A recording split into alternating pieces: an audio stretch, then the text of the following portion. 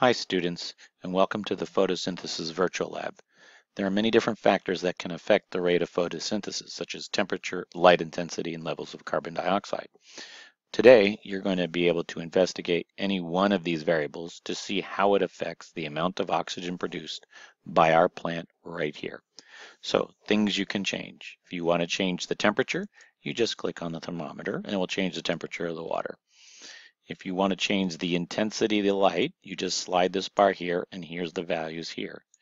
If you want to change the color of the lights, you just click this button here on the lamp, and it changes the colors.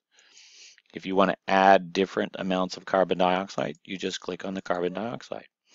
Now, to set your timer to start, you just click green button, and it will start timing. Then you can slide your light intensity. And then what you want to do is you want to count the number of bubbles that emerge from the plant, and you can set a set amount of time so you can count the number of bubbles per second. To stop the time, just press the green button again. To reset, hit green. Now go ahead and head over to Google Classroom where the instructions are, and good luck. I'll see you all on Monday.